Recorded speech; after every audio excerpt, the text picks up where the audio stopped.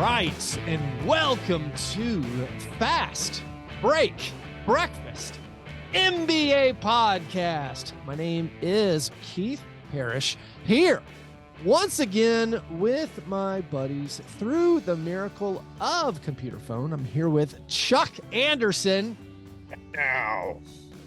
Oh, I think the Skype, the Zoom kind of cut you off. Couldn't handle the Maria Callas now. guttural nature. Yeah. Now. Oh, that's actually what you sounded like. Okay. He never went mind. full Toshiro Mifune on us. Apologies to the computer phone. And also here with John Burr, whose voice you just heard. John. Kudos, gentlemen. Kudos to you. Should we start off with actually a croissant questionnaire? Sure. Sure. Kudos to you, John. And again, I haven't spoken to that many other Grizzlies fans yet. I don't know if everyone knows about it. I still don't know. Is it just us? But who cares? But go ahead. It's a lifestyle brand. We got a question from Harrison. Harrison Fagan asks, I am now so addicted to saying kudos to you because of this podcast that my wife is annoyed with me saying it to her every time she tells me about a work accomplishment or something she did around the house. Is the podcast liable for my future alimony payments? I am not going to make any assumptions that you'll be paying alimony to her. Yeah, my understanding is you're a basketball blogger, Harrison. Yeah. That's not how alimony works. Chuck, you know about alimony. What's the answer for Harrison? I don't pay alimony because she made more money than me. Yeah. So, boom. Yeah. Stick to podcasting, Harrison. Won't pay any alimony. Yeah. You'll be good. So Just, my partner and I are in like a pretty titanic second Rocky movie back and forth battle over who makes more money. Yeah. It's really the only thing that matters in my life. You also, for legal reasons, hardly ever refer to her as your partner or your common wife. You throw out girlfriend a lot. It's like you're a little more than girlfriend, I think, at this point. 16 years of indentured servitude to this woman. Right. Speaking of getting divorced, kudos. So kudos to me. It was a great Monday. I mean, was it not a great Monday? Maybe not for Chuck as much, but it was a great Monday. I mean, maybe Martin Luther King holiday should be a little bit more reverent and about remembrance and reflection on our society and our shortcomings, but it's also just like hanging out at home, not working and watching basketball for me. And it was going all day and I was having just a great time. And like, I was playing with Legos. I'm watching all these games. Like this is just heaven. And for me, salacious. This is the whale. I was like, all right, I need something to eat for lunch. Oh, look, there's these, I forgot there's some shrimp in the freezer. And so I'm like, all right, I'm going to have some boiled shrimp for lunch. Cause I like boiled shrimp. You know what I boil them in? What's happening? So you boil them in beer or vinegar. I'm like, well, I guess I'm drinking beer at lunch. This is amazing. What a great day. Wow. And, anyways, I'm also excited because obviously the Grizzlies win by 100. They everything was a just vile team. Beautifully joyous Grizzlies win. My son has started taking just not a total interest, but like he's starting to be aware. Even the 5-year-old, she's aware of stuff. I'm like, hey, the Grizzlies won again. And he goes 10 straight. And I'm like, oh my God, yes. What? He said 10 straight. You know, and so then getting back to the divorce thing. I say to my son, I'm like, yeah, they've won 10 games in a row. Do you know how many times in my lifetime the Grizzlies have won 10 games in a row?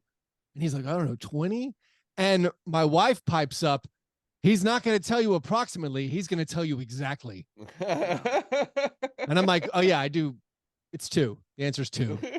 She's like, a lot of dads would have just said it hasn't happened often. Your dad knows the number. And I was like, oh, is this a problem? Venomous. Is it a problem that I have? Venomous. And he also has forgotten our anniversary 3 years in a row. Shout out to podcast memories of showing up at Keith's house, having just realized I forgot my partner's birthday. Oh, yes. Oh, you did that. I remember too. that game. Yeah.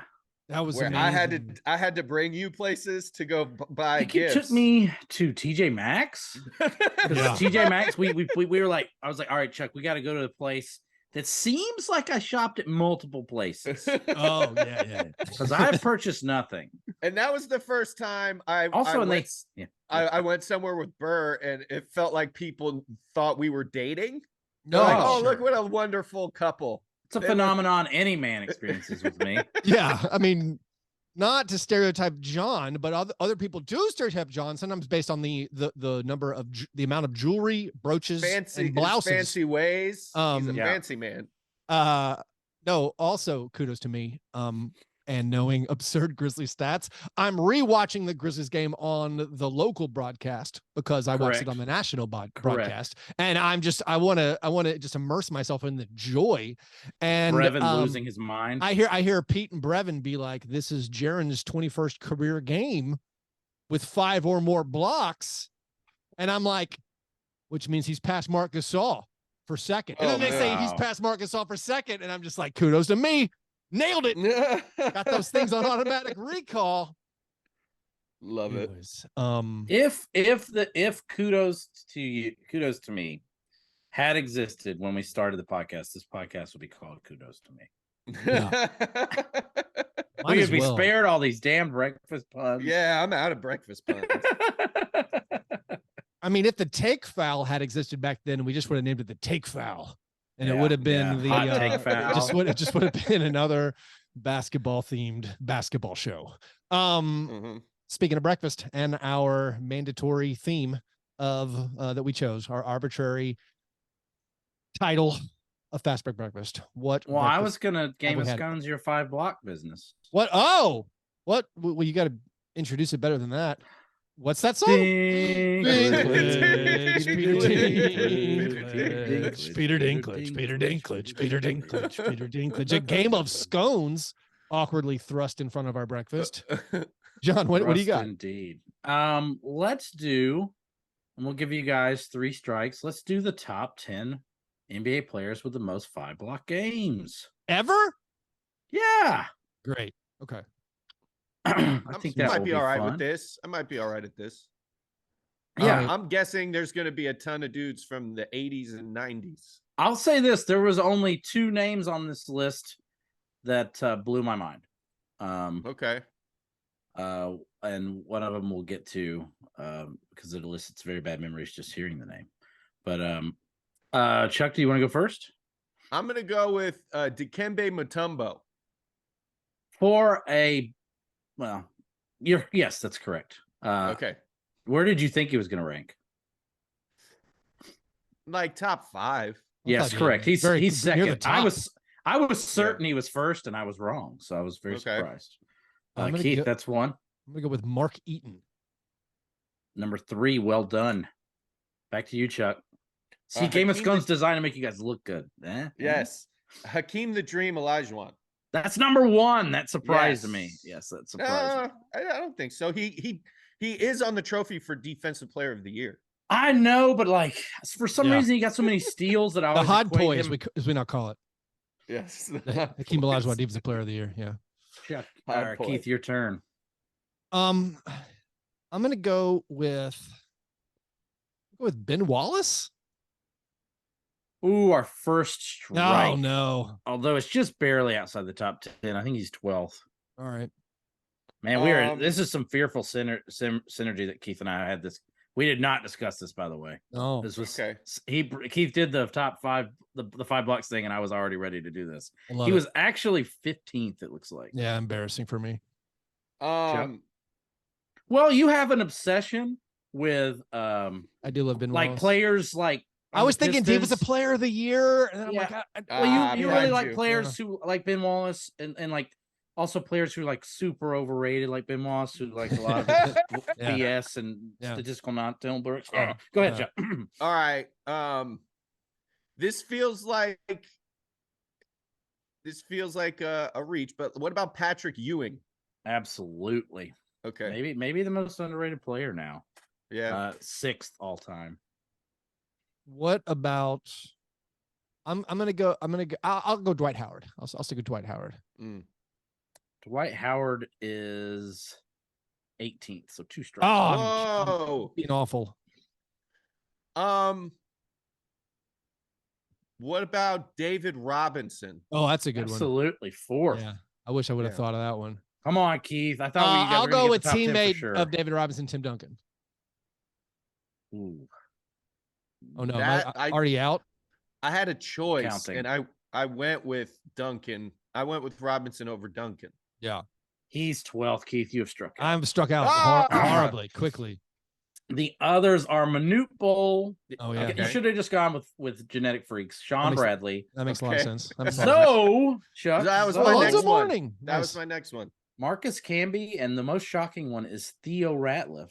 Oh, yeah. Wow. My brains were also blown out of my head when Benoit Benjamin was on the list. Not only because it's Roll Tide Benoit Benjamin, but also because it makes me think of Chris Benoit, which always freaks me out. And also Benoit Blanc. Yeah. Chris Benoit Blanc. Is how I'm going to remember that now. Have you guys finished that movie? It's horrendous. Yeah. Glass Onion. I watched an hour and was appalled. I was like, what's really happening with movies now? I was like, this is not. I thought the first movie was fun. Yeah, me too. And I'm like, this is something different than a movie. This is it's like a long form sketch. Yeah. It was really odd. I loved it. Oh. I felt like but you get caught up in people being excited about things. The whole Marvel movie thing. No, I just didn't. I thought it was hilarious that Edward Norton was playing Elon Musk and no one talked about it. No, but that's the whole thing. They talked about. It was like a long form sketch where it's like, oh, hey, here's this thing. I'm gonna keep saying names. I haven't been on social media this month, and I watched it last week.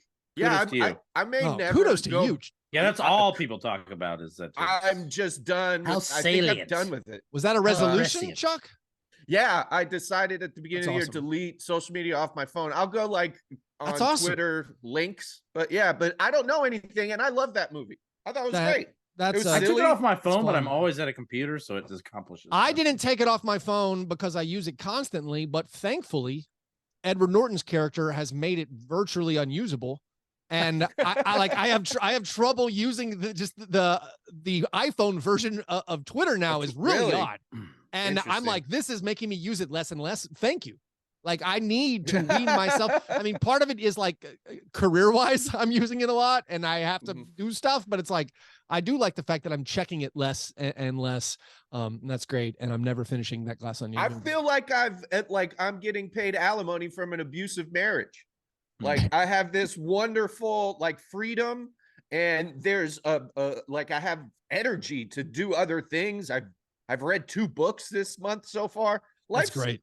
Life's way better. You know what my resolution is? My resolution this year is the same as last year. It's to podcast less. That's what's up. That's actually my resolution. I actually found an NBA coach's resolution. It's Taylor Jenkins' resolution. His resolution every season is to never lose. Play Brandon in Clark January. Taylor Jenkins in his career, 39-11 in Januaries. Hey now. Keep it up, buddy. Don't say he was coach of the month. He was coach of the month last year in January. He's 8-0 in January this year. Kudos to you, Taylor Jenkins. Let's do some breakfasts. John, what'd you have for breakfast? Fruit. What kind? Pineapples. Multiple. Wow. Lovely. Okay, let's talk. I think I ate one. I think I ate one. Multiple pieces. Spears. I think I ate 1.5 pineapples this morning. That's a lot of pineapple. So, do you guys think that let's call it a tub, one tub of the rings of pineapple is equal to 1 pineapple? The tubs that come at the grocery store. Yes. No, like a quart container. Correct. Like the big ones. Like a liter. Yes. Like a liter cola of pineapple. Do you have a liter of pineapple? No, that's approximately probably 3/4 of one, maybe. It's not a whole one. Let's take this to its logical. I had 1.5 quarts of pineapple. Is that you had good for your body? That sounds no, I don't think so. I feel really weird. I have a lot of energy, but it's the type of energy a little uncomfortable. Yeah, Benoit Blancish. It's that you got that Benoit. Fructose fever. Well, I've been up for a really long time, like an absurdly long time, because my child doesn't let me sleep any longer. So I just sometimes I'm just up from 3 doing weird stuff I shouldn't be doing. I mean, is pineapple a stimulant? In the way that it makes you keep running to the bathroom if you eat 1.5 quarts of it? It's hard to sleep when you're pooping your brains out. Yeah, that's what I was thinking. I'm It glad does seem I'm glad we got there. it does seem overly acidic Yeah. on the back end. How are your gums bet. feeling? I mean, it's probably just in the mouth. That's a lot of stuff going on. There is a bit of a mouth feel. Chuck, But I really just wanted candy, and I couldn't find any candy, and I was like, enough. pineapple is sweet. Can you save us from this, it. Chuck? What's your breakfast? You had a good you had breakfasts recently? I went to Ugly Mugs in East Nashville, Tennessee. Sure. Got a cup of coffee with a friend. They had a cheddar bacon scone. Oh, and ugly. I bought it because I figured I could write off the coffee then. And now it was a fantastic, had like kind of poppy seeds in it too. So it was a savory scone. The bacon, I think when you make a scone and you put meat into it or biscuit or anything, you can't have the meat extra crispy. You have to there's got to be some I like my bacon crispy usually, but in a scone I want a little texture. I don't want to be biting down into crunchy parts in the scone. So this was a perfect cheddar bacon scone. So shout out Ugly Mugs. That was a fresh one. Was it moist enough? I mean, I feel like the scone, you're always running that line of they're always dry. That's what I think the bacon, the kind of fatty nature of the bacon hadn't been cooked to hell. It kind of led to a little bit of fluffiness in the middle. The outside of the scone was like a biscuit. It was a little crunchy, but it was fantastic. That's great. You said also that you bought the scones so you could write off the coffee. Are we talking about like business expenses for it? No, if you mention it on the show, any sort of I talked to my accountant. I can write off one breakfast a week for the show or just for this life? show. For the show. I love that. Here's what I'm That's pretty why sure. I'm continuing to podcast for the tax. Here's what I'm pretty sure. It's not because I like you guys. Yeah, no. It's because we have all been resolved that we want to podcast less, particularly together. But the one thing I'm pretty sure about is anything I put on the shelves behind me, tax write-off. Tax write-off. So anything I want to buy, as long as I put it on the shelves that people can see on YouTube, it's part of the podcast studio. It's that tax write-off. There's no way the IRS can dispute this. This mid-century modern lamp, I did the same thing with that.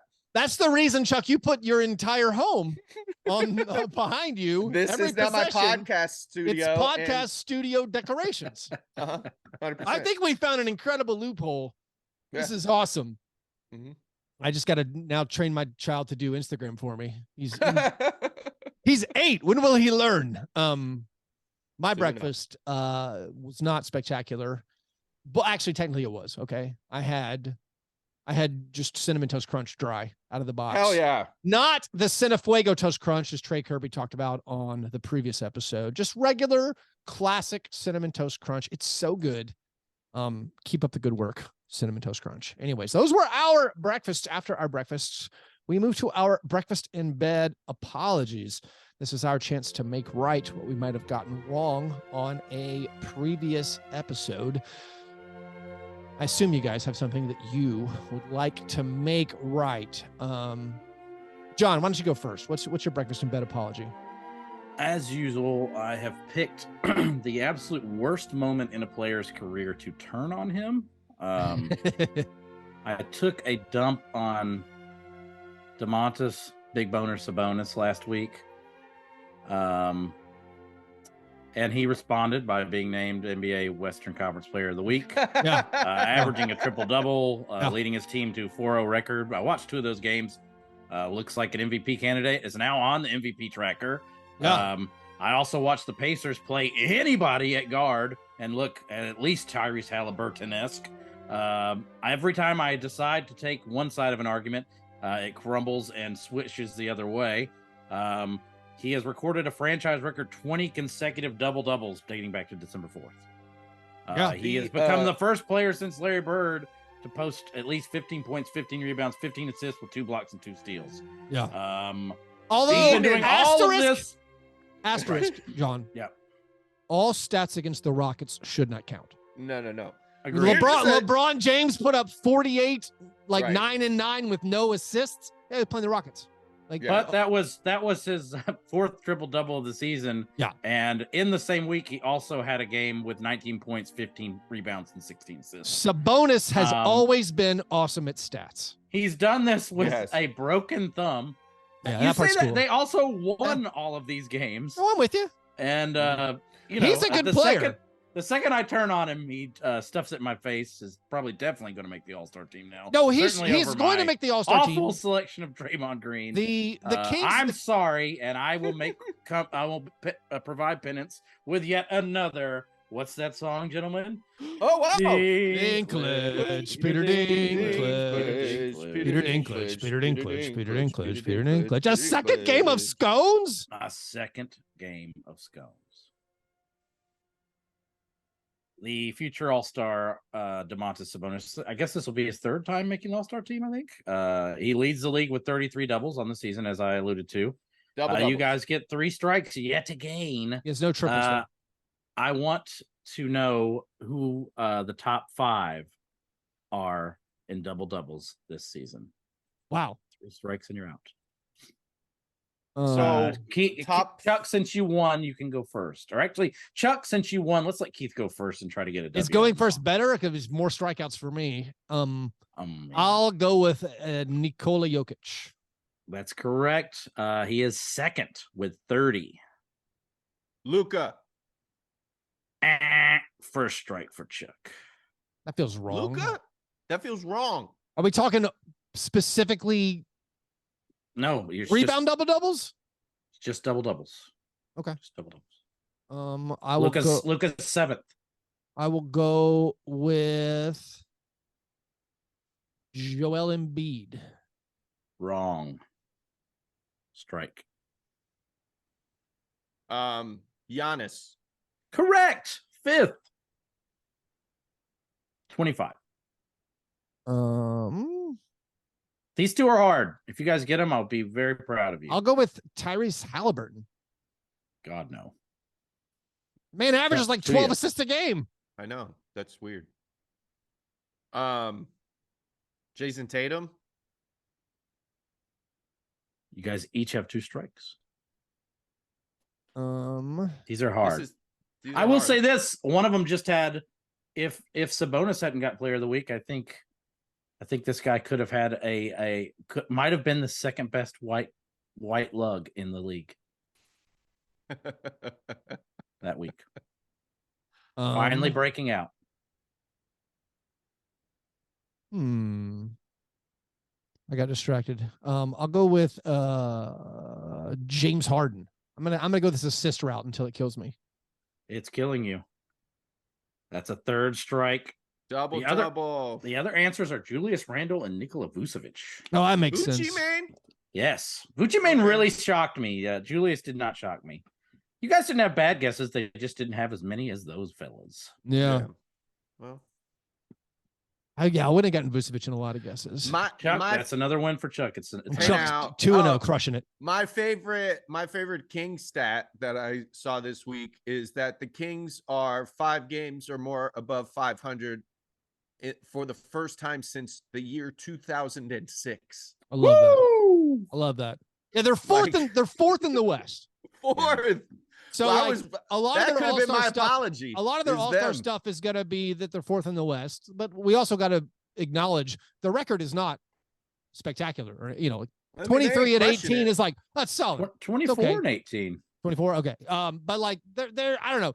I mean, they're 3 games ahead of Dallas. That's pretty impressive. Yeah, but also Dallas is basically 500, and it's 24 and 21. It's just a weird year where these aren't like overwhelming records. Sabonis very, very, very good, but there's also been where like I feel like in previous seasons, or if he's on the Pacers again, or like we're talking about like Julius Randle. Like Julius Randle has these incredible stats, and the Knicks are pretty good. It's just, I don't know how it's hard every time when you get better players around you. Well, and all of a sudden it just propels you into like this top 10 of the All-Star, which maybe is just obviously what it should be, or top 10 of the MVP. Right. I was dealing with this, John, because like we did our All-Stars last week, and I honestly felt like we went chalk. I didn't think we did anything that controversial outside of maybe a Draymond here, a Clay reach there. But basically, I thought 11 of the 12 in each conference were like, these are obvious. These are what everyone's going to pick. Then after we did our show, I started looking around and seeing like, what's Zach Lowe doing? And I was a little blown away where he was like, Sabonis is my first team All NBA. And I was like, what? Like, I know the stats are good. Yeah. Okay. But So like, Keith, that's like where I get said, that's where I'm like, oh. Like I said, this apology, it was stats were a big deal, but I think a lot of it. So we watched Sabonis get really sunned by Steven Adams. Yeah, we did. Like I said, I watched 2 Kings games this week. Yeah. And he was the best player by many orders of magnitude on the court in both of them. And it was just kind of one of those things where it's like, oh, I was wrong. I was horribly wrong. Do you know what I mean? I don't feel like I saw like in each of these games, it wasn't just that he was like getting, every rebound. He also was getting every offensive rebound. So I think our Grizz fandom might have poisoned us a little bit because Steven Adams he suns him. Yeah, we acknowledge that how it's hard for us because we see like Larry Markkinen come into the Grizzlies and the Grizzlies just crush him. You're like, oh, that guy's supposed to be good. But I still, and this is maybe just my hesitance to ever admit that I'm wrong. I still am like, kudos to me. There's so many players that are pretty close in quality. And my takeaway listening to other people talking about their all-star picks was like, I didn't give De'Aaron Fox enough credit. And so then you do that thing where like you split the vote between Fox and Sabonis, or I'm splitting the credit I'm assigning to each guy. And so, yeah, I don't know where to come down. And I'm still think Sabonis is like an all NBA guy is kind of silly. But he's obviously very, very good, and the Kings are having success. And then, by the way, in the same podcast that Zach Lowe did was picking his all-stars, he was talking about Lauri Markkinen being the starter in the West. And I want to say they were taking him over LeBron James, and that also got me on like can we slow down a little bit? Like, I don't. Did you just say Lauri Markkinen over LeBron James? Like that? I feel like we might have lost our minds a tad, but again, maybe I'm underestimating the barely 500 Utah Jazz. I don't know. I guess this is just like we're gonna forget LeBron exists type situation. Yeah, like I mean the Lakers are positive. The Lakers are positive when LeBron's on the court, which feels LeBron's like averaging 30 points a game. And I know he did post 48, 9 and 8, although he played the Rockets, so it doesn't just count. Math. It's just math. I'll apologize. Last week we broke format because we tried to pick the All-Stars. Apologies to Lauri Markkinen and Domantas Sabonis for being very low on my list relatively. But because of that, we didn't do our regular best and worsts, and we skipped Chuck's worst, which was going to be very good. And I just wanted to acknowledge that Jared Jeffries. I mean, you can pick it up if you want, Chuck, but Jared Jeffries was on The Price is Right. You want a car? They should have like some sort of like barrier to entry for Price is Right. Price is Right is about dreams. It's about sitting at home when you're unemployed and watching people win extremely ridiculous prizes, right? But then somebody who has made over $50 million in his playing career strolls in. He gets picked because he's huge and looks good on television and might have a little bit of rapport with Drew Carey. And next thing you know, he's winning a car, and I'm still driving a 20-year-old Subaru. Oh, your worst. So your worst was more of a spread the wealth angle. I just think there's no reason to put a multimillionaire on a game where he can win. I thought it win was the worst tens of thousands he of was dollars. way too tall for the car he won. Also that part. He was just he's way too big, man. That car didn't fit him. He could reach. That's my bad. I didn't even know what angle you were going with. When he could spin the wheel, he could reach behind the wheel and pull it all the way down. He could do a full rotation without taking his arm off of the wheel. That's a structural disadvantage for all other players. Will his head come out of the sunroof? I don't think it had a sunroof, unfortunately. He's got to cut his own. Oh man. High and die. Chuck, what is your apology? So like after feeling like the Grizzlies kind of were a little too high on the horse, right? With Ja saying that we're fine in the West, and then they got spanked by the Warriors. I was like, these guys needed to get humbled. Well, they didn't need to be humbled. Since saying that we're fine in the West, the Grizz are 11-2, as Keith mentioned earlier, 10 straight. And I don't think they need to be humble. They need to step into their swagger. They need to own what they are. Kudos to them. and just like realize they have a coach who doesn't lose in January, realize they have a player who dunks and destroys human souls. And played a lot of Pop-Tarts so far there too, wasn't which a is lot. very nice. There was a few easy Love this ones. part of the schedule. It's like illegal for the other team to have their players when the Grizzlies play. It's awesome. Yeah, and they're I not mean, even you said the either. Pacers aren't missing Halliburton. The Pacers got smoked by 30 with no Halliburton. It felt like they missed him when they played and the Miles. Grizzlies. They didn't have Miles Turner either. Yeah. Oh, now Miles Turner is the straw that stirs the drink. I love it. You know what I loved about that game was so beautiful for me because it was like no Miles Turner, no Halliburton. It's Buddy Hield's time to shine. Go, Buddy. He's terrible. Again. He's his terrible. He had his streak of 55 straight games with a 3-pointer snapped against the Grizzlies. I don't understand, and I'm too close to it. Let's check the tape for the past like 8.5 years of this show. Have there been other teams where we were like, that team needs to be humbled? They're having too much fun. That is the weirdest bah humbug attitude / feels like racism thing that I've ever encountered. You're right. I understand. Well, thank you for giving me this. Like, what is this? They need to be humbled thing. I've never heard this before. I haven't got to call someone else racist in a long time. When the Warriors were at their apex, and I know they won the title last year, but when they were in like the first run, I loved it. I thought it was delightful. They're like, Steph Curry, he turns around when he shoots the basketball and doesn't watch it go in. This is incredible. I don't think I ever once said Steph Curry needs to be humbled. He needs to. No, you're right. And I think more it was just like as a fan of the team, I was like, this is how you become the villain. Yeah. Right. Like, I don't want people to hate the Grizzlies. I want people to enjoy them like I do and like you guys do. And it feels like when you talk dynasty, you know that you hate them. You've told me that you hate them secretly. This is lies. This is cap. I don't know what that means. Capski. Good. Caps. Captain Jack. Put on your cap. No. Yes. So I mean, we can say it in the last week. John Morant had one of the best dunks ever. And it was against Jakob Poeltl. And then the next game, he had one of the best dunks ever.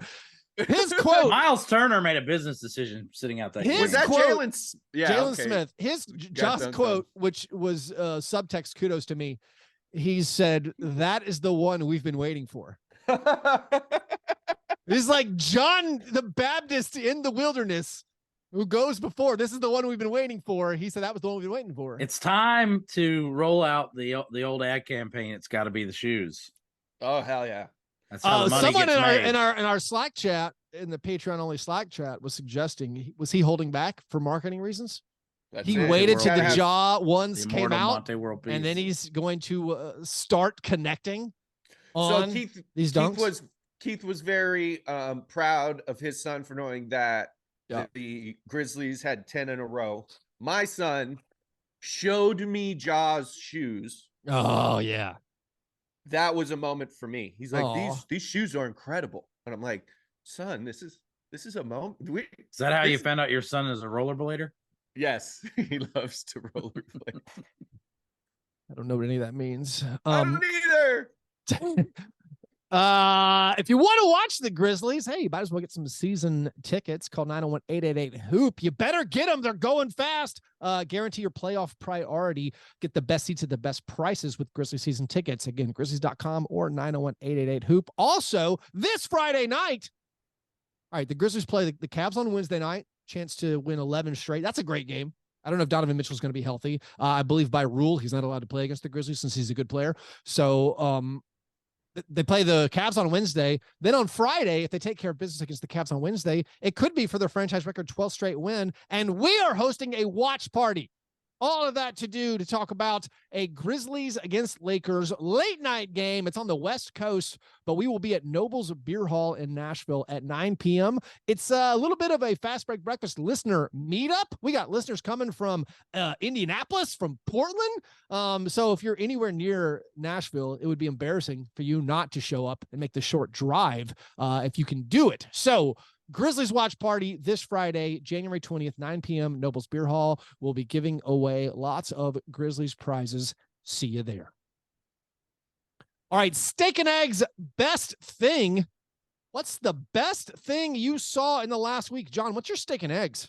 So let's just continue because it is the jaw dunk, which what I love about the jaw dunk is it gave me, it's the first I think it's officially not a junk, which is what I call those jaw dunks that are not real dunks. Like, because it's funny when my friends asked me immediately, they were like, was it one of those dunks that isn't really a dunk that Jaw keeps having? Which is to say, not only a missed dunk, but where it's just barely like Dwight Howard throwing it down dunk.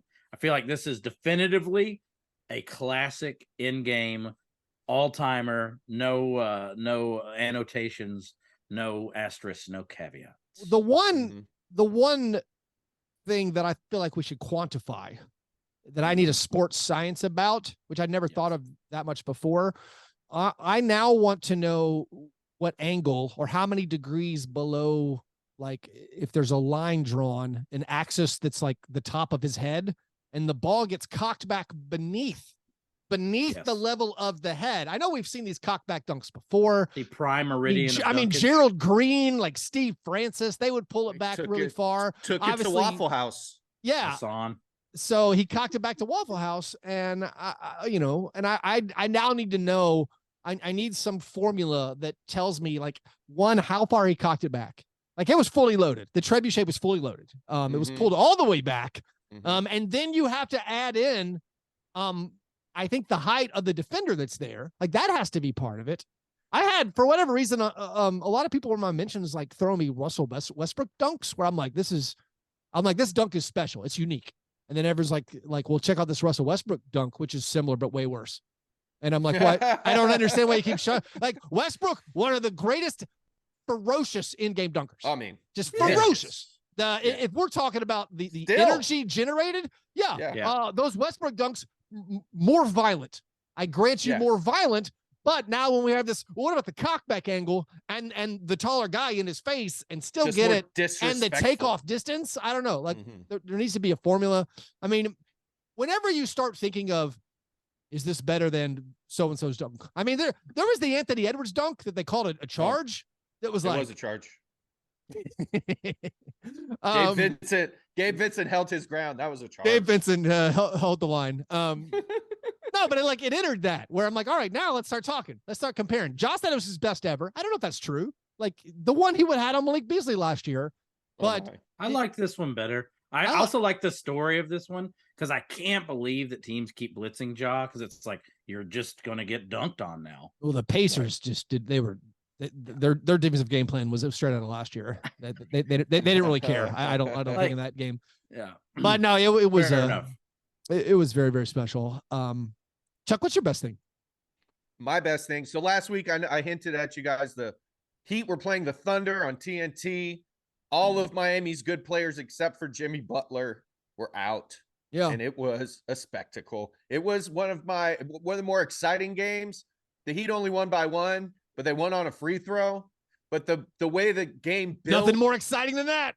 The way the game built was to the free throw at the end having the most weight I've ever felt for a free throw. Miami went 40 for 40 at the free throw line against the Thunder. Now, some might say that's only the Thunder can lose like that. This is an accountant's highlight.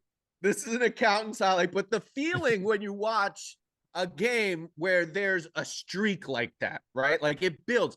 Each made one now. Didn't Jimmy hit 23? Yeah, he's 23 for 23. Yeah. 23 for 23. And then that last one where you're like, oh, this is the one that counts the most. It's the one he was waiting for. I was certain he was going to miss it. I'm like, oh, this is the statistic. I don't know why SportsCenter's top 10 plays weren't all Jimmy Butler free throws. Same, bro. I think someone should write a script about this game. This is a movie game. One of the greatest games I've ever watched from a perspective of who cares, and also does this. And it's like one of the Thunder's only losses in the past 3 weeks. Right. It also they lost by like 1 or 2 in the free throw game. Where it also fulfills the narrative that you can put any 4 bums with Jimmy Butler. Yeah. You can put Haywood Highsmith out there for 25 minutes. And you'll be just Orlando fine. Robinson. I keep thinking Haywood Highsmith and Orlando Robinson are ABA players. Right. Like those are ABA names. Like, I love Orlando Robinson, and I don't mean the current Heat player. I'm talking about the version of Duncan Robinson from the bubble in Orlando. Oh, That's my favorite Orlando Robinson.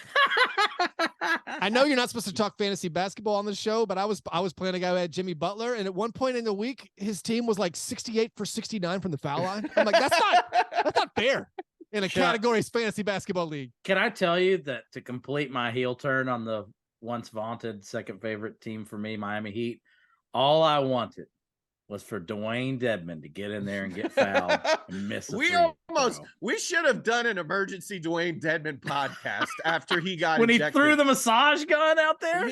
He was out here cursing out Caron Butler on the sideline. He was sent to the bench and then like fist pumps a massage gun onto the court to get ejected. Like, I thought we had our second Buffalo Bills sex toy on the field moment. Like, if there is a way, the Theragun, John. Yes. Yeah. If there's a way for me to leave a job better than that. Also, you don't think Chuck's used that on a why won't they? Why won't they? Is he trying to get fired and they won't do it? Is this I don't know. Part of me feels like it was in my misery. He was trying to pull the Jimmy Butler last year. He was trying I remember that. Jimmy fought with Spo, and then they went on a little streak. Like, I'm not going to fight you. Yeah. He's like, yeah, I'm not fighting you, giant human. Yeah. It was tremendous. I don't know. We should have had a whole podcast about that. I think it would have been great. Here's my best thing. We've already talked about this, but I have to acknowledge this. And there is context for these stats I'm about to say, but how do we not acknowledge the low point for the Minnesota Timberwolves and the low point of the Gobert trade? I thought we were going to acknowledge that. Where Gobert has 2 points and 1 rebound, and Walker Kessler goes 20-20 with 2 blocks, and the Jazz win, and the Jazz move ahead of the Timberwolves in the standings again.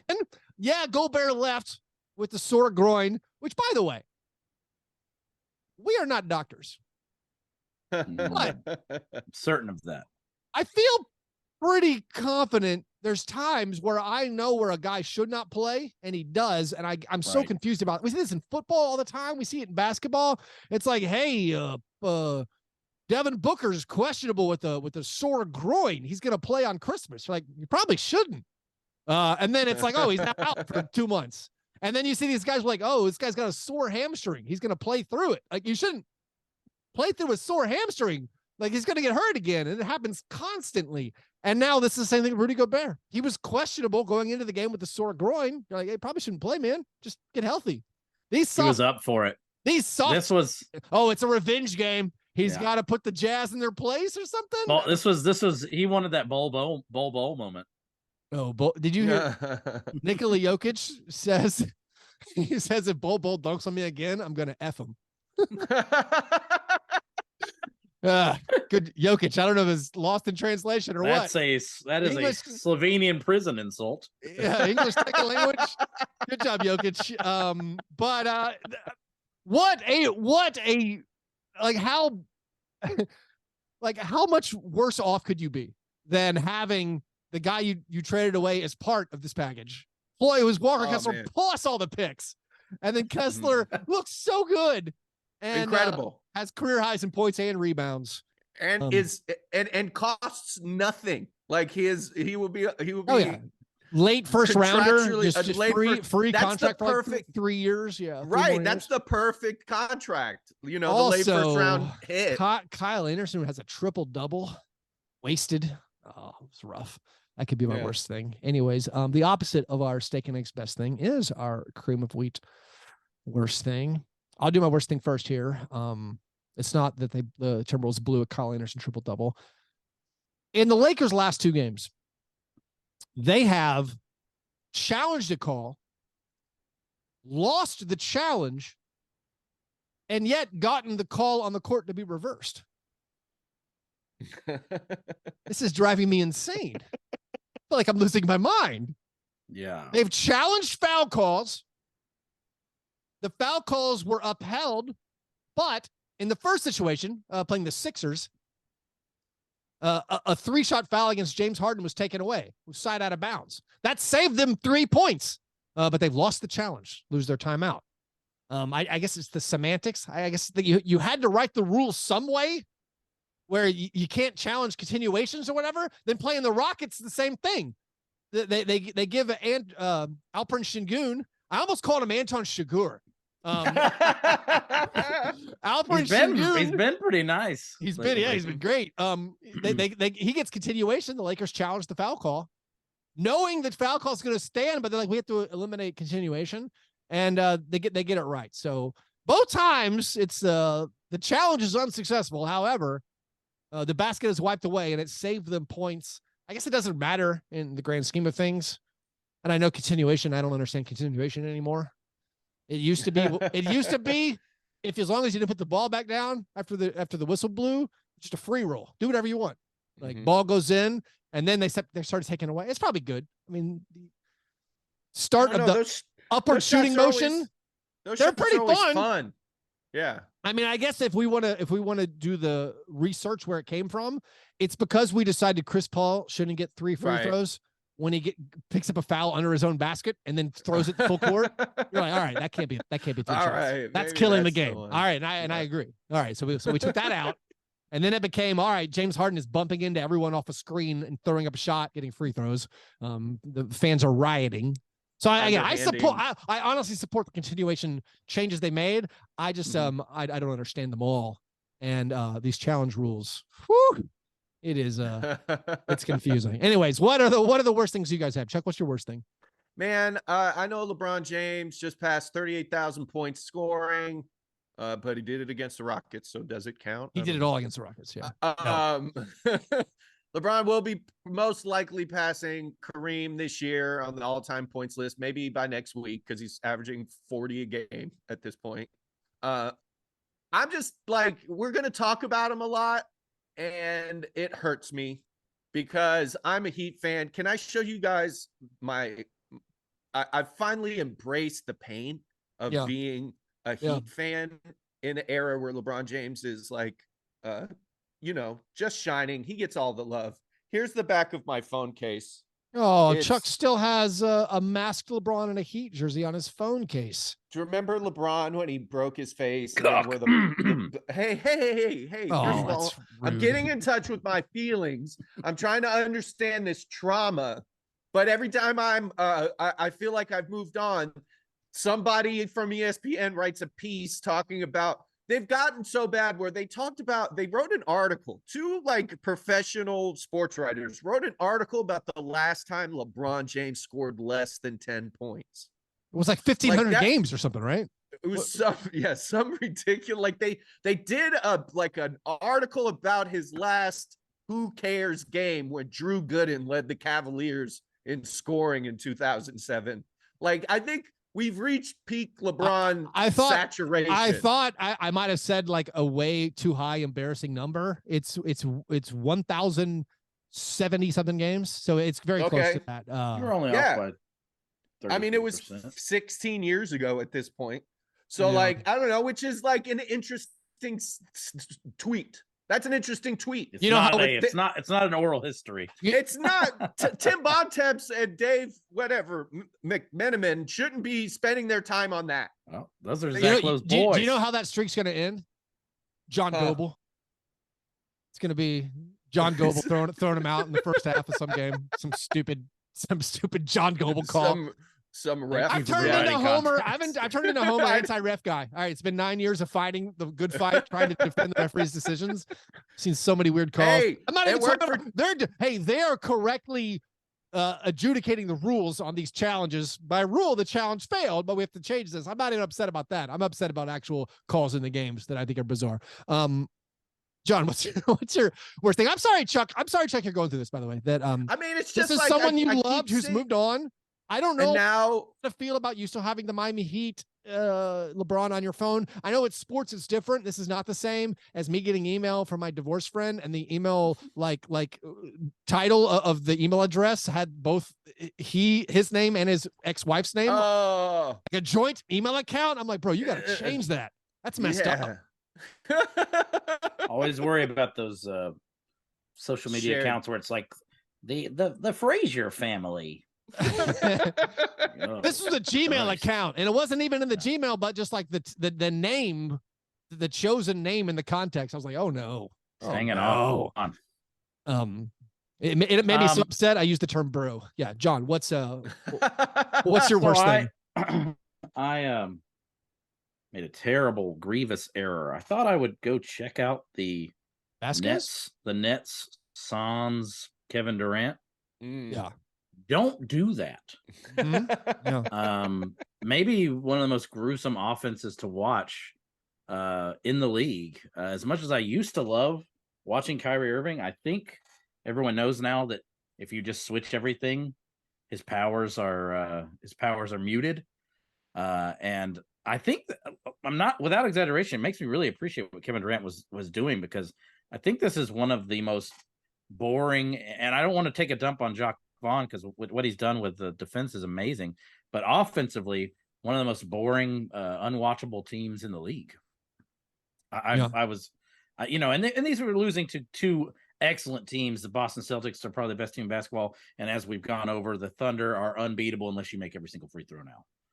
So, these are tough losses, and they did beat the Heat by one, I think, the game before that. But the offense was so hard to watch. They're going to be fine. They're going to get through this. They're going to get KD back. Some combination of TJ Warren, Joe Harris, or Seth Curry will go off each game, it appears, to keep them a salvageable team. But just purely aesthetically, you don't want to watch this. It's just an awful, immutable offense that I can't recommend less. I don't have this temptation to watch them without Kevin Durant, John. I just wanted to know, man. Okay. I said Kyrie. Well, yeah, you got to find out. He's one of my guys, even though he's such a piece. But I always enjoy watching him. And I thought I was like, oh, I'm about to see Kyrie go off. But now I'm just gonna watch, Ja and Garland if I need my handle fix. Garland is so good. Oh man, Ja versus Garland Wednesday night. The Thunder, they're on my brain. Like, yeah, they beat the Nets recently. They are giddy up. Josh Giddey's playing really, really well. I mean, because of how this Western Conference is stacked right now, I mean, they're a game and a half out of sixth. That's nuts. All these teams, I don't know what's gonna happen, but like they're all so you got was that 6 through 13, 2.5 games apart. I love it. Here's a futures bet for you, John. How much do you love your Sabonis? The Kings, 2.5 games up in their division, are plus 340 to win their division. I wouldn't do that. Plus 340. The Warriors are the most likely, according to the Vegas betting odds, to overtake them. But you obviously have the Warriors and Suns and Clippers and Lakers, which is pretty wild. Not many people had. That's very telling that they're in first and are plus 340. That's what I'm saying. Like you're getting 2.5 games head start for the second half of the season, and you're getting those are pretty long odds. Doing the not going to play the Rockets every week, right? Yeah. Anyways, those were our worst things. Before we get to the awards segment of the program, we have let's go with one listener submitted question. The croissant questionnaire. Denver Drew asks, at roughly the halfway point of the season, is there a particular quote unquote fun bad team you most want to win the lottery in order to draft Wembanyama? Conversely, which toxic bad teams are you hoping don't win the lottery so Wembanyama doesn't get stuck there? Interesting. So, it's a tough question. Chuck. It's a tough question. So part of me feels like it's unfair if the Spurs get him. Yeah, but that's such a legacy of just cheating to win. Yeah. That there's some sort of weird structural law that the Spurs have to be competitive, even though they're the smallest. I mean, it's been a while since the Spurs were that good. Yeah, and that's why they're in relative while as we're measuring the epochs or whatever. Epochs, yeah. So I think the most fun team would be Orlando. Yes. because they already kind of have multiple similar like I don't want my bowl getting pushed out weirdo by a players. better that's They bowl. have the a bunch thing. of weirdo a players. bunch And I of mean that weirdo as a like, compliment. they're like the young Affectionately called weirdo. They're the young Avengers. There's all these like strange skill sets that don't make sense. I love making, if you guys could see John's face when I said that, it's tremendous. So yeah, I don't want the Hornets to get him. For me, that just seems like, I don't know, like I think it would suck. I think him and Melo would be skillful amazing. tanking if the Hornets get him. I feel like. I mean, the Hornets are trash. I think to me the Hornets and the Raptors are the two teams that are being most Spursy about this. Yeah. So I don't know if we want them rewarded. The only team, I'll pick one from the East and one from the West. Washington, I would not like that for him. Oh yeah, that would just be. And Houston, I would not like that for him. Mm-hmm. So just for him as a player, I think that would be unkind. I think when I hear the question, I think everyone's probably initial reaction is the toxic situation feels like the Rockets. The Rockets are a disaster, and Jalen Green is not doing stuff this year that you want on the court. There's always been weird questions about like how effective, how good is like Kevin Porter Jr. actually. Cup of soup. There's all that stuff. But then I'm like, I don't know. Culture is just winning. And like, maybe if you get better players and if they have a better, like they're doing the job right now, they're in pole position for the tank. Right. Were we like calling Houston a toxic place when James Harden was winning 50 plus games a year with them? What you mean when Tillman Fertitta was there? Yes. Yeah, I think since Tillman Fertitta's been there, yes, we have. Yeah. Okay. Yeah. No, I mean, there's good people that work with the Rockets, and like once you get good players, and like Şengün is blowing up this year, and the idea of Wemby and Şengün, you're like, oh, that would be wild. Like that seems pretty cool. I also think the Wizards, yeah, they have 2 decades of not being great. But on like, I don't know who they're going to keep this year. Like Kuzma's probably gone, free agent, but like Brad Beal, Porzingis, and Wembanyama, I got no problem with that. That seems all right. I don't know. Feels wrong. So much of my opinion on loser teams players is just married to there's like cities and histories and like. Pistons. Say it. Say Pistons. You want like I don't think the Pistons have a great. Amazing winning culture or in they don't. But they kind of seemed frisky before they shut Cade down. Yeah, I mean Cade had the calf thing or whatever. Like, yeah, I mean if Cade and Jaden they're good, and I guess that's probably it. I mean, at this point, Sadiq Bey and Isaiah Stewart are what they are. Jalen Duren has had moments. I mean, like it's weird because there's 4 truly heinously bad teams. The Rockets, the Pistons, the Spurs. And the Hornets. I like it most probably for the Spurs, despite their long history of success. I feel like they've got solid guys. They are tanking, but they're not like being gross about it. They're being tasteful about it in my mind, which maybe it's not true. Here's a question. If let's say the Spurs do get Wembanyama. Yeah. How long does Popovich stay coaching just to coach him? I don't know, man. I feel like right. I don't know what he's waiting stake in his heart. Does Wembanyama in San Antonio give us more angry man, old man Popovich? I mean, he is a young and sprightly 83 years old. Can we watch a man coach into his 90s? He's going for Hubie Brown's record of most games you watch where you wonder, is that man alive? Is he gonna have a stroke? I'm looking at the tankathon now because like beyond those like truly heinous teams, like you have those 4 that are worst, and then Orlando is basically they're friskier, they're more fun. Right. Then you have that morass we've been talking about forever, where it's like 20 teams, like the next 20 teams from Washington and the Bulls and Toronto and the Lakers all the way up to like, I'm sorry, the Kings. Like the Kings are better than those teams, but not by like head and shoulders. It wouldn't be shocking. The Kings are 4 games out of like 13th place. Well, baby, I'm saying 20 teams right now are a 5-game losing streak from being 5th in the lottery. Right. And any one of those teams, but I'm looking at this and I'm like, man, what if so-and-so got like Toronto? Toronto's not far away. No, Toronto's 4 games under 500. If they got Wimpy, oh my gosh. Like that's the one I'm rooting against because that's the one that will feel most it doesn't feel David fair. Robinson era Spurs to me. Yeah. And I'm looking at these also, I mean, is this Bulls pick going to the Magic unprotected? Like the Bulls are in the lottery. Is that still going to be more painful Vucevic trade stuff? I know Vucevic matched his career high a couple days ago. And led to the truly hilarious Steve Kerr quote was like, trying to stop Vucevic takes a whole team effort. Really?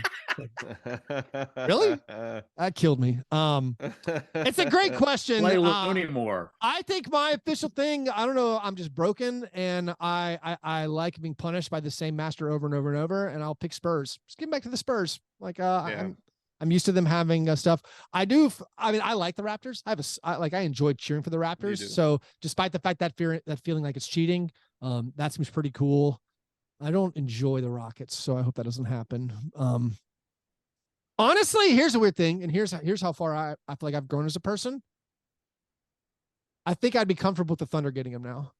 I feel like they have been above. Disgusting. They have been above boarding up this season. They're playing basketball. You've been roped. Listen, I will revoke it. If Josh Giddey gets plantar fasciitis, nope. Are we certain that Chet Holmgren's injury was legit? If they do this for years and years and then don't do it for Wembanyama, throw the whole. You can't say years and years. It's only been 2 years. I mean, this is the third year. Year. Yeah. The fact that they're flirting with the play-in and they're right at 500. I mean, if they pull the plug, they do something fishy. Okay, right. I'm gonna stop cheering for them. But I feel like this is now like, all right, they played honestly, man. They went about it the right way. No one else is doing anything any more honorable. What about Portland? What if like Dame gets hurt again? Like for the John told me Portland was good. They might. If they could talk Dame into shutting down again, they could get there. I mean, I guess they can. I guess the East is messing this up for anyone the East in the West. Having so many bad teams. The entire lottery is going to be the East. Well, we know with the flattened odds, if you're the top 10, you got a good shot. I mean, Pelicans and Grizzlies got Zion and Ja, basically being they were 8th and 9th or 9th and 10th. 8th and 9th, yeah. And it's like basically you have a solid shot at getting up into the top 2, and so that's where it's wild. Where again, any twisted ankle, any sore groin doesn't work for Gobert and the Timberwolves because they owe their pick to the Jazz. There are so many. There's hilarious. There are so many teams that could give away their top 4 pick this year. Right. There's hilarious situations. The Bulls, the Lakers, and looks like the Timberwolves. I don't think that Bulls pick is protected. Maybe it is, and I'm wrong. Maybe. I can apologize next week if so. Anyways, that was a great question. Thanks for the question. If you want your own question answered on air or part of one of our bonus Zoom brunch hangouts, you have to be a Patreon supporter. Join us at patreon.com/fastbreakbreakfast. You also join the Slack chat and talk about basketball and movies and fatherhood and whatever else you want around the clock. There's so many channels I didn't even know existed in that Slack. Right. You just said a bunch of channels that I don't think I'm in. There's a Bill Simmons channel, and I didn't even know that. Bill in his bag. That's a very good channel. I know about that channel. I should be in that one because I still listen, but it's filled with Bill doing Prince Harry impersonations currently. Oh man. I heard those. Yeah, I bet you did. The unearned confidence of doing that British accent on $200 million will get you, baby. Yeah, amazing. Anyways, if you want to support the show, get involved with all that extra stuff, do it at patreon.com/fastbreakbreakfast. All right, it's now time for the awards segment of the program. Looking forward to this one. The International Stackhouse of Pancakes Award. It's given each week to the worst performance in a box score. We have a lot of honorable mentions to read before we get to the nominees. Honorable mention, Jalen Williams, the good one, was over 9. Jose Alvarado, Dwayne Washington, Malik Beasley, they were all 3 for 14. DeJounte Murray, 4 for 16. Zach LaVine, 5 for 19. Jason Tatum, 7 for 22. Shout out Jason Tatum, scoring 51 on Monday. That was amazing. Our 3 nominees, as they occurred chronologically through the last week.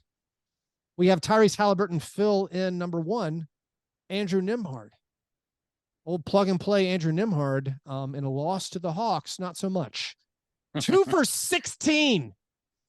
Oof. 2 for 16, 6 points, 6 rebounds, 5 assists, 1 steal, 1 block, 1 turnover, 1 personal foul.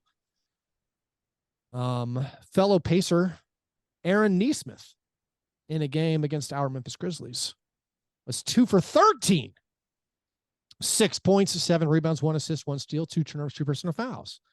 And then Kyle Kuzma on MLK Day against the Wizards. He made a half-court shot. Unfortunately, against the Wizards? Against the Warriors. Wizards, Warriors, whatever. Against the Warriors, made a half-court shot, but was still 5 for 20 from the field overall. 16 points, 11 rebounds, 5 assists, 1 steal, 6 turnovers, 2 personal fouls. So we got Nembhard, 2 for 16, 6 points, 6 boards. Nesmith, 2 for 13, 6.7 boards. Kuzma, 5 for 20, 16 points, 11 boards, 6 turnovers. We can throw Nesmith right out. Who cares? Yes. Yeah. I mean, I've been salivating over this Nembhard one, so I have to vote. It's Nembhard for me. I mean, two for 16. Oh, that's spectacular. I mean, while it is awful, I think the spirit of the name iShop, the Stackhausian we always come back line, to this. You make a good point. It's Stackhausian to take 20 shots and score 16 points. Okay.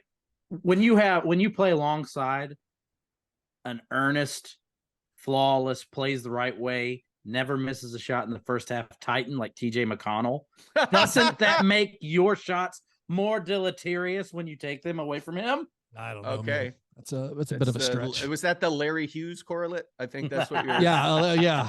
Okay.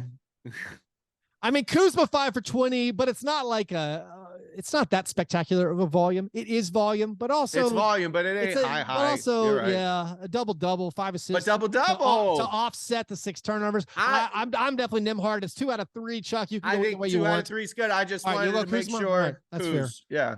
Also, I called Kuzma an all-star last week. I loved it. So, I have to make up for that. Did we omit Porzingis? Porzingis has great numbers.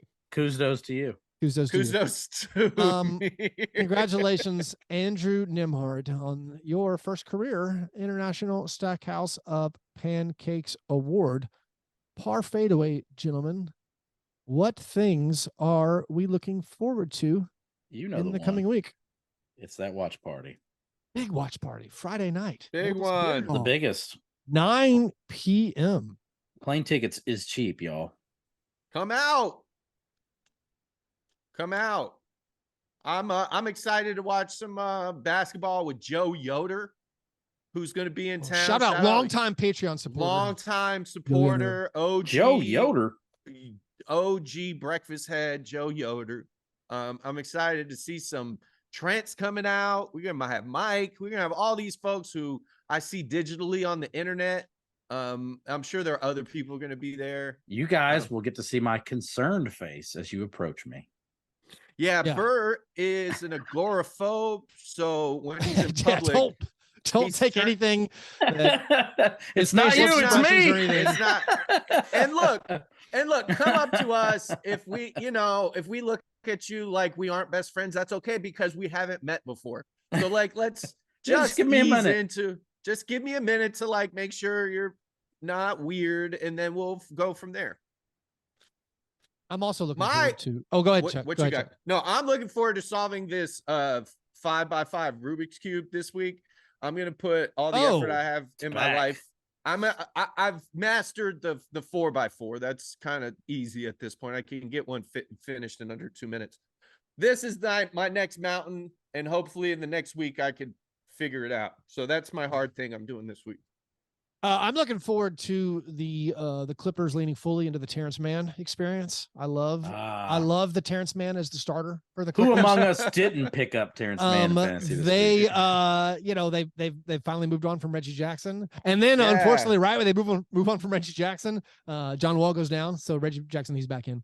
I think the Clippers are interesting and spectacularly, confusingly just haven't been good recently. And they look, I don't want to say this offensively, they look dead. They don't look like they're alive when they play basketball. They move so slowly. What if they sneak into the Wembanyama world? What if that happens? And give that pick to the Thunder? Oh, is that? Oh, goodness. Pretty sure it's a swap option. Yeah, this year. There's so much going on. The Clippers don't have their things, which is why apparently they're gonna. I love Chuck's doing this, so I want Chuck to study all the draft picks and draft pick swaps. Because then you'll get into all these scenarios. Because I just like you just throwing out teams like, what if the Celtics? Bitch. What if the Celtics trade? What if they trade Jason Tatum for a shot at Wembanyama? Man, no, but the Clippers also apparently maybe one of the things they're going to do to invigorate the Nuggets team shut down Jokic. Oh, yeah. What if they stop playing Aaron Gordon? No, the apparently the Clippers to invigorate their team are going to get an infusion of youth by maybe trading for Mike Conley. They're going to try to get. He might be the fastest player on the team. God, yeah, I was going to say the team speed. Whoosh. He might be the fastest player on the team. No, I want to go the other way. I still want the Grizzlies to trade for Kawhi. I think Kawhi would be the perfect role player. Damn. Put the Grizzlies over the top. No, I'm looking forward to that. Anyways, if you want to support our show, do that at patreon.com/Fastbreak Breakfast. Grizz Nation, grab the Grizzlies fan favorite Crunchwrap Supreme combo and score free tacos. Yeah, when you purchase this combo at your local Taco Bell restaurants through January 24th, you'll receive a key tag good for a free beef crunchy or soft taco on future visits. I'm pretty sure this is only in the Memphis area. I apologize to everyone listening except for the 10 of you in the Memphis area. So maximize those free tacos and visit Taco Bell today to get your Grizzlies fan favorite Crunchwrap Supreme combo. I just wanted to say that just to get Chuck's reaction when I said Crunchwrap. Supreme this is the collabo I've been waiting for. Crunchwrap Supreme is the number one Taco Bell item that gets like deconstructed by gastropubs. I've noticed. Yeah. They're like, we have our own Crunchwrap Supreme. It's filled with foie gras, and the crunch is actually. By the way, I went to a fancy restaurant in Nashville, and they served me a little pastry thing that was a Hot Pocket. I'm like, man, this thing came out of Hot Pocket. Amazing. I love Hot Pockets. Anyway, make sure you subscribe to our YouTube channel. Follow us on Twitter. John Master, John Bird, Chuck, the Mighty Chuck. Follow Fast Break. You guys are the best. Thanks for listening, and remember, breakfast is the most important thing.